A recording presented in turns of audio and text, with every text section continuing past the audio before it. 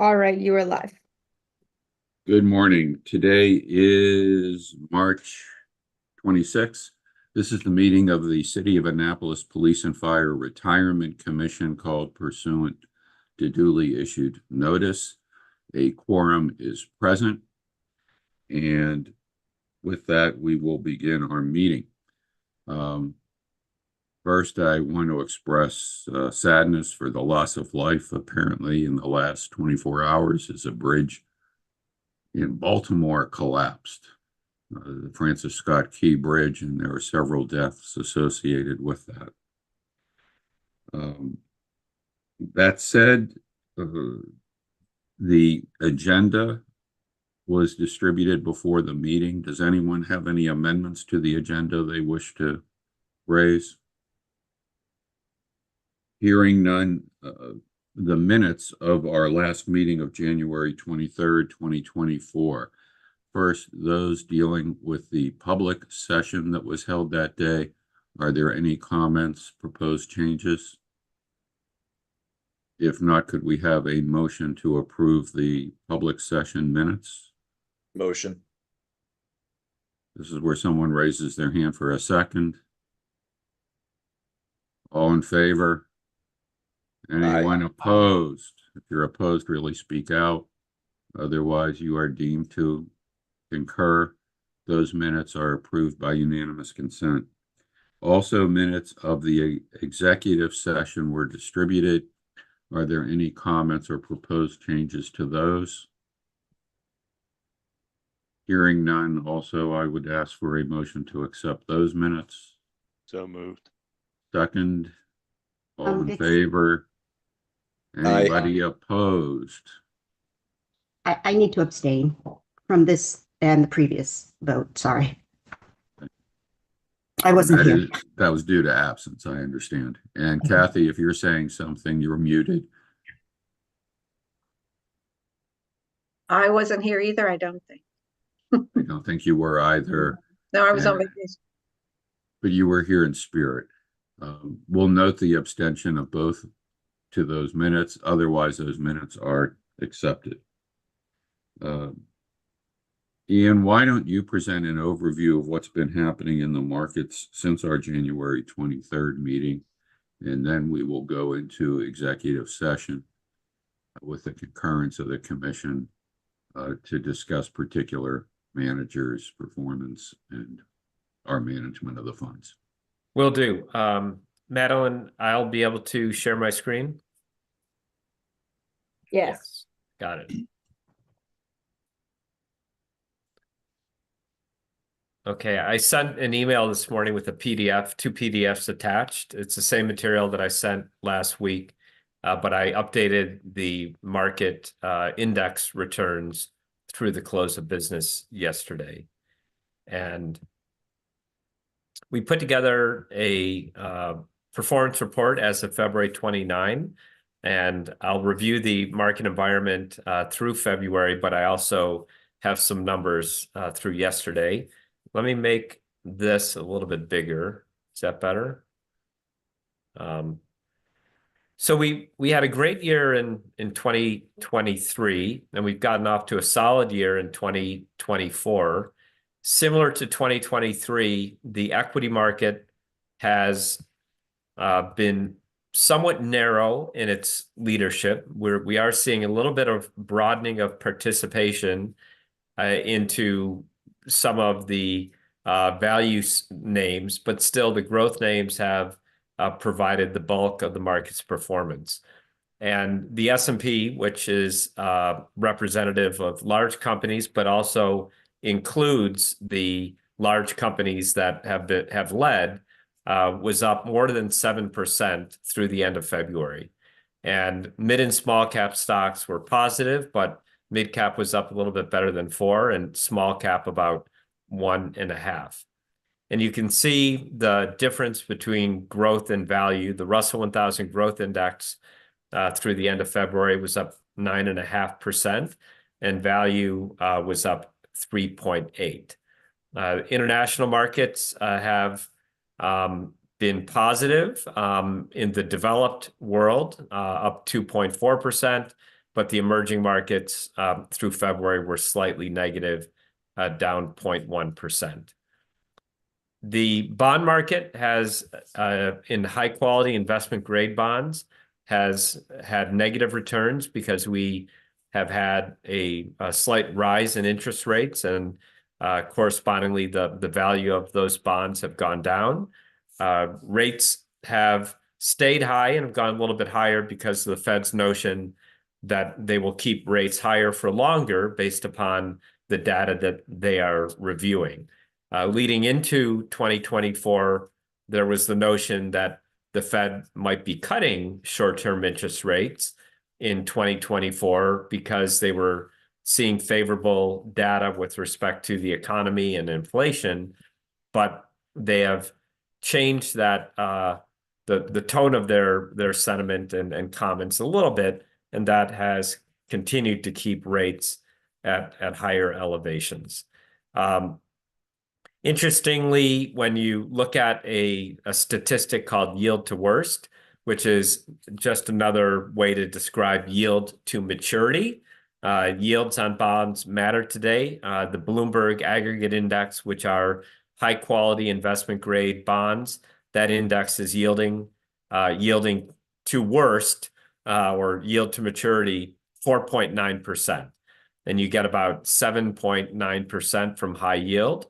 So relative to where we were 2 years ago, yields matter today, and they will contribute more to the bottom line. But the total return is calculated both including yield, but also market value changes. So here on the next page, I included returns through the close of business yesterday, March 25th. And March has been a good month.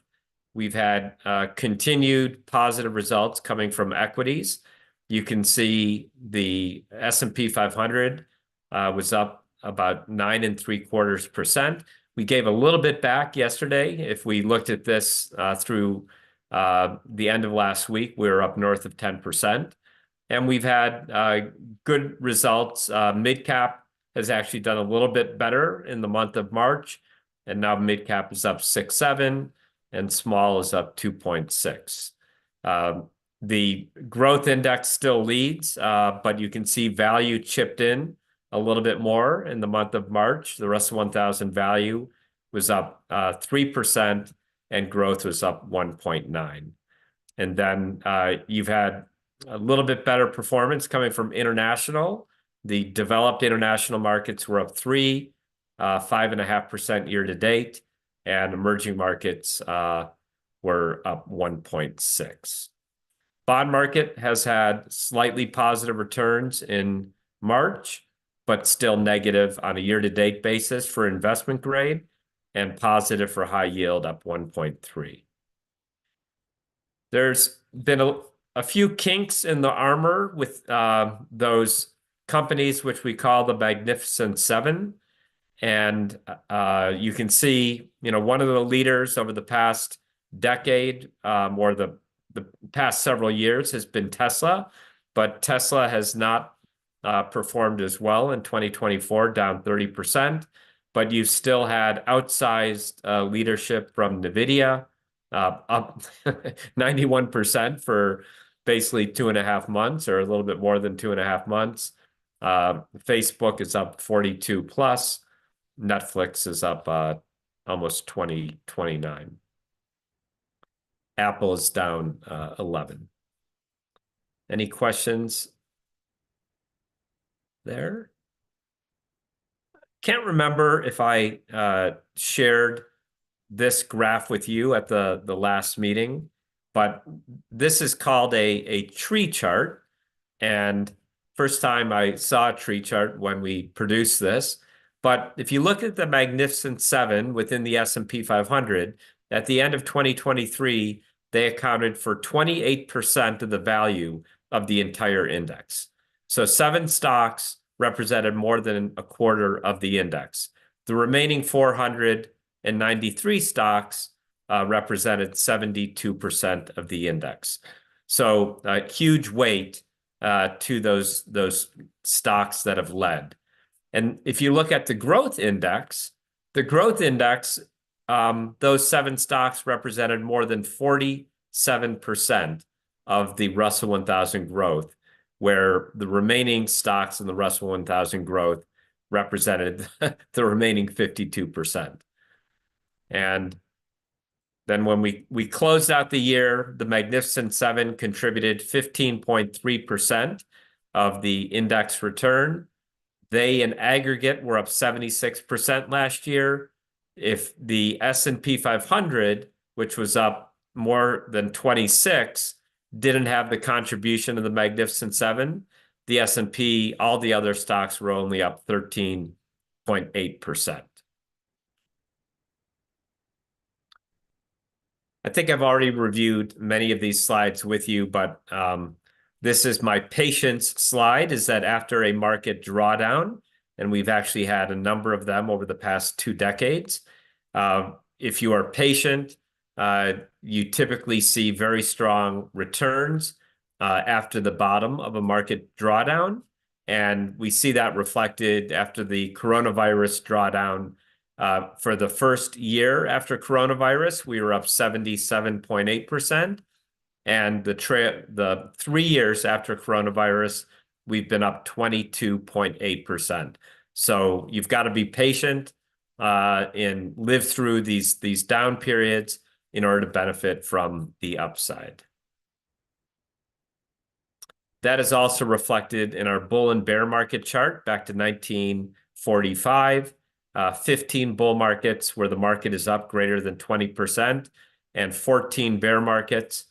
With the most recent bull market, we have come out of the bear market period of interest rates and inflation in 2022, and we are back above water level and at all-time highs in the S&P 500. This is called a histogram of calendar year returns for the S&P 500 going back to 1926. And even though the S&P on average has averaged 10.28% for 97 years, when you take a range of returns between 8 and 12%, the S&P has only been within that range of 8 to 12% 6 times out of 97 years. You can see there's been 37 years where the S&P has had returns greater than 20%. And a lot of those big years carry the day in terms of the long-term average. This is my market timing chart, which shows the impact of missing the best days and what happens to your return, but also missing the worst days and what happens to your return. The takeaway is that a small number of days account for the bulk of the market's performance on both the upside and the downside. Here we show the rise in interest rates over the past 2 years, and you now get about 5.25% to 5.5% in short-term treasuries. You get in the 4% range in long-term treasuries, but appreciably better than where we were at the end of 2021. And here we show losses in the fixed income market back to 1976. There's been 4 periods where we've lost 5% or greater over that period of time. And after the losses we experienced in 2022 were the biggest on record. And we lost more than 17% in the Bloomberg Aggregate Index. But after periods of loss, similar to my chart for equities, we often see very sizable returns for fixed income. And that's because at some point the government will start to ease and interest rates will fall, and we'll get the appreciation that comes in a weaker economic environment where the government is trying to stimulate the economy. Any questions on that? Joe, that is the those are my market comments.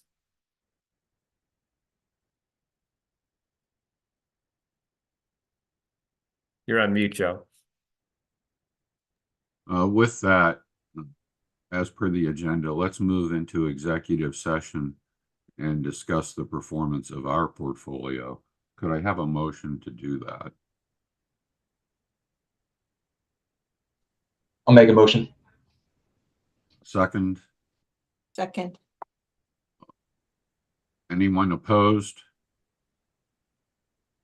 Those in favor? Aye. Aye. In that case, Madeline, would you please move us into executive session? Sure thing. Give me